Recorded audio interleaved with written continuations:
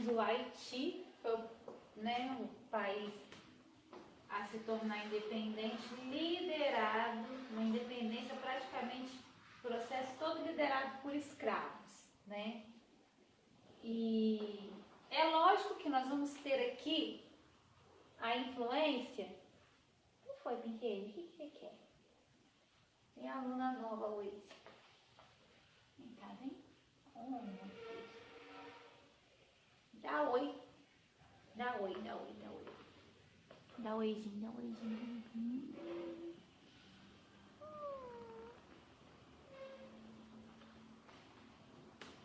Então, nós vamos ter aqui, logo em seguida, né? Quando eu falo que é um efeito dominó, é porque assim, começa o processo de... Estou lembrando vocês daquele jogo de dominó, né? Aquele famoso joguinho de dominó. A gente empilha as pecinhas assim, ó.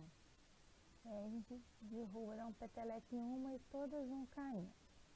Vamos observar o que acontece aqui, ó. Tá em câmera lenta, claro, né? Para que vocês possam observar o que acontece, ó. As peças, elas estão caindo, né? Olha que interessante o que vai acontecer agora.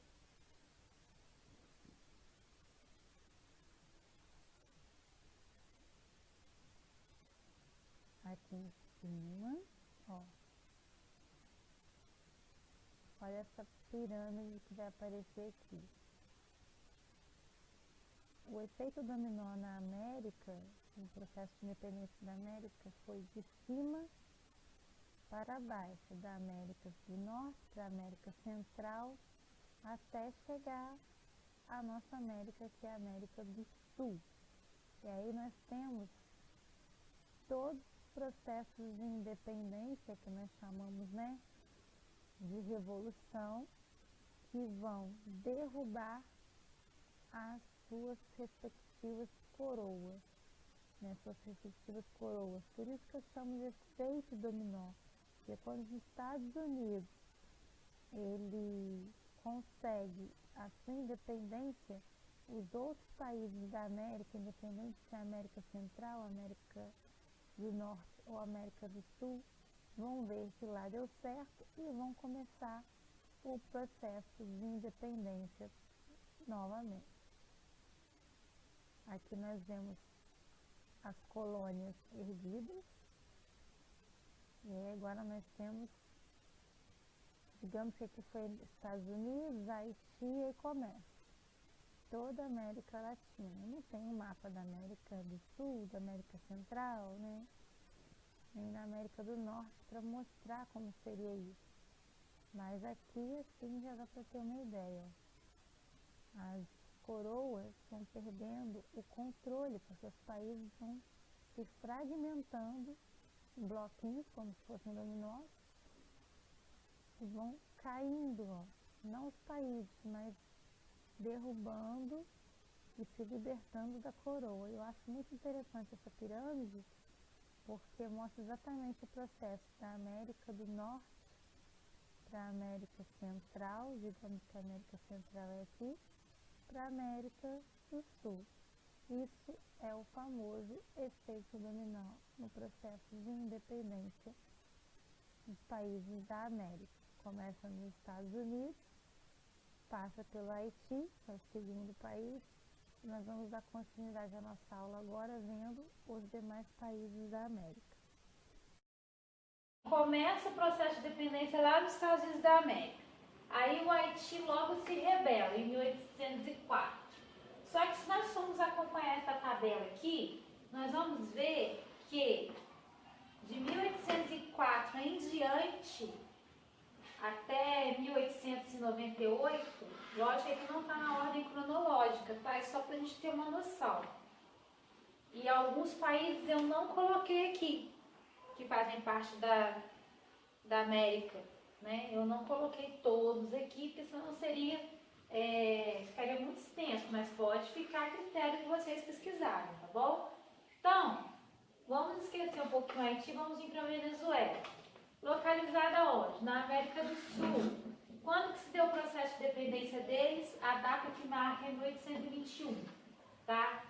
Se nós vamos olhar a situação da Venezuela hoje e de como foi o processo de independência deles, nós vamos ver que a Venezuela, ela lutou para hoje estar, né, morrendo na praia, digamos assim, nadou para morrer na praia, né? Infelizmente, dentro do contexto político, histórico e social, alguns países vão se deixar, né, dominar por outras potências mais fortes e chega um momento que, se a economia não estiver equilibrada, esse país vai acabar sucumbindo, vai acabar quebrando. Foi o que aconteceu com a Venezuela nos dias atuais.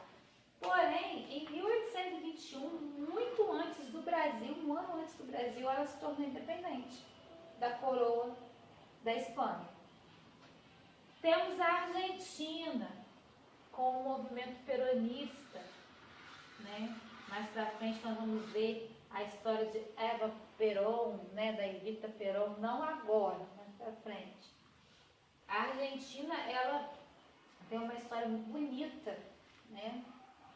E se torna independente em 1816. Vai aparecer para vocês os nomes de todas as lideranças que foram acompanhando esse processo aqui de revolução, tanto do Haiti até o Brasil, tá bom? No Paraguai, localizado onde? América do Sul, nós vamos ter a independência em 1811. Vocês estão observando uma coisa aqui? O Brasil, ele vai ter sua independência em 1822, né? Ele só vai perder para Cuba, se eu não me engano, em matéria de tempo, né, cronológico. Porque os demais, ele perde para o México também. O México foi em 1824, 2 anos depois. Mas os demais países, eles foram daquele efeito dominó mesmo. Um se tornou independente, o outro se tornou independente, o outro se tornou independente. E assim foi sendo feita a independência dos países da América. Desde a América do Norte à América Central. Observem que o México, ele está na América do Norte, tá bom? Só que México é México, Estados Unidos é Estados Unidos, tá, gente? Não existe isso de México pertence aos Estados Unidos, mas às vezes muita gente confunde, tá bom? Tanto é que os mexicanos, eles são muito descriminalizados, né? Sofrem muito preconceito por serem latinos. Eles estão na América do Norte, mas eles têm um sentimento latino muito grande dentro deles, tá? Cuba, 1898, ou seja, no finalzinho de 1800, quase beirando ali 1900, Cuba declara a sua independência, tá bom? E aí, dentro da América, nós chamamos de processo de independência da América Espanhola. A América Central pertencia a qual vice-reino? Espanha. Venezuela na América do Sul, Espanha. Argentina na América do Sul, Espanha. Paraguai, Espanha. O México na América do Norte. Quem controlava o México?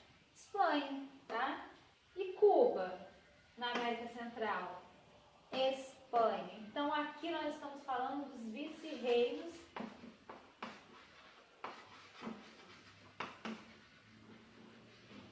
da coroa espanhola. Quando eu entro no processo de independência do Brasil, eu não falo vice-rei, eu falo coroa portuguesa. Quando eu falo do processo de independência dos norte-americanos, dos Estados Unidos da América, eu não falo vice-reino dos Estados Unidos da América, eu falo coroa inglesa. Então, essas são as principais diferenças que vocês precisam entender para saber como que é o processo, como que se deu o processo de independência. Está faltando aqui o Peru, o Chile, entre outros países, tá bom? Nós vamos ver separadamente, como nós vimos hoje um por um, e vamos dar seguimento ao processo de independência de cada um desses países e das lideranças mais importantes e que fizeram a diferença nesse período. Lembrando que a gente está falando de século XIX. Nós estamos num século em que o mundo está passando por grandes transformações dentro da indústria, dentro do campo social e científico, ou seja, vai afetar as colônias diretamente ou indiretamente. Porém, algumas vão conseguir acompanhar o processo, né, de Revolução Industrial, né, nós estamos na segunda ou terceira Revolução Industrial, se eu não me engano aqui. Alguns vão conseguir acompanhar bem isso, outros vão ser muito explorados.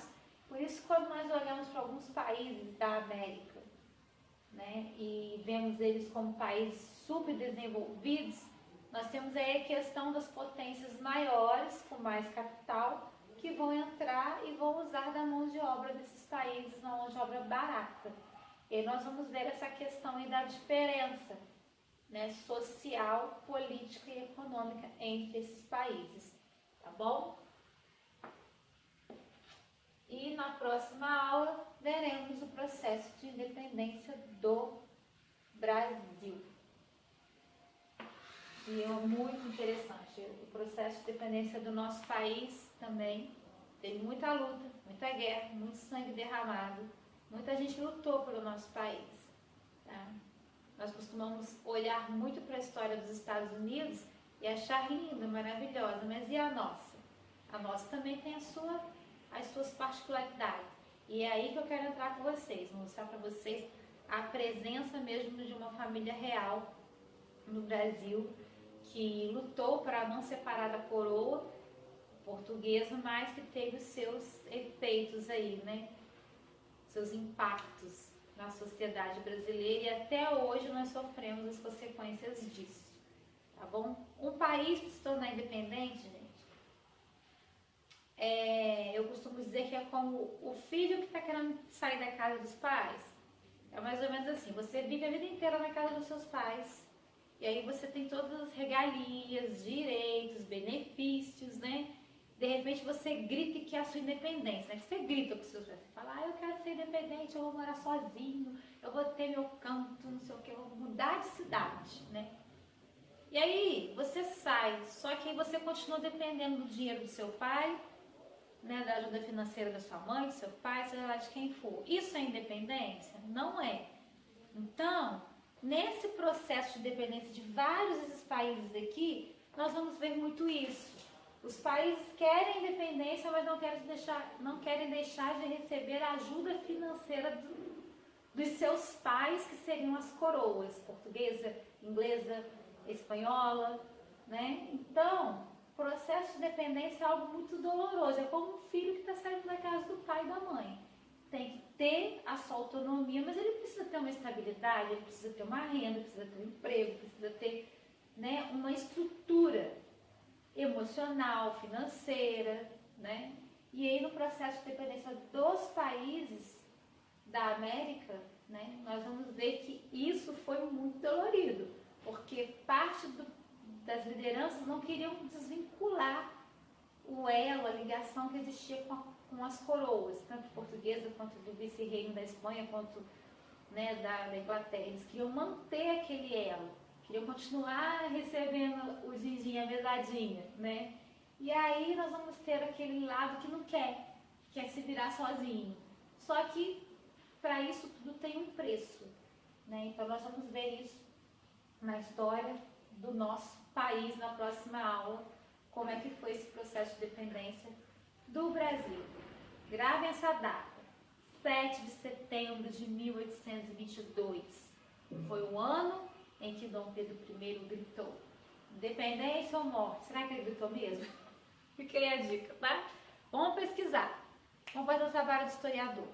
Puxe as fontes. Até a próxima aula.